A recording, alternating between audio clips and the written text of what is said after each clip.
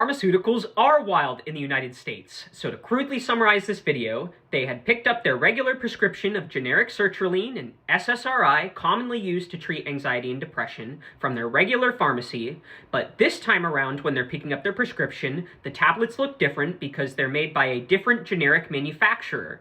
With all of the other fills, they didn't have any side effects, but now with this new generic manufacturer, the person is starting to experience nausea, flushing, and jitteriness. So obviously they want their original generic brand back. So the end result is that they go to a different pharmacy, they use a discount card instead of their insurance, and they're able to get access to that old brand that they were using. Before I talk further, I want to say that this shouldn't have happened to this person. This is an injustice in the healthcare system, and I'm really sorry that this happened to them. But I'm happy that they posted this because this is a moment for education. First, I want to address the side effects. Nausea, flushing, jitteriness. Sounds like this person's body was just pharmacologically manipulated into making too much serotonin. In medicine, there's something called the therapeutic index. You can kind of think of it like the Goldilocks story, not too hot, not too cold, just right.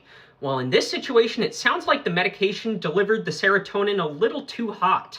When a generic medication is being FDA approved, it has to demonstrate something called bioequivalence. So basically, when a medication is floating around in your blood, the generic and the brand have to be pretty much identical. And unfortunately, in this circumstance, I don't think bioequivalence was being demonstrated, and this shouldn't have happened. And this is Bottle of Lies. I've talked about this book before, but the takeaway, especially in this circumstance, is that a lot of our generic medications are made overseas. We operate in a global economy within a free market. That's what allows our medications to be as cheap as they can be in the United States. And the caveat is, when it comes to FDA oversight and good manufacturing practices, we shift that responsibility onto the manufacturers themselves. So, what can we do? Well, the FDA has a program called MedWatch where you or your medical professional can report your adverse effects to the FDA, and if enough people make enough reports on a certain product, then there can be an investigation to figure out what is happening.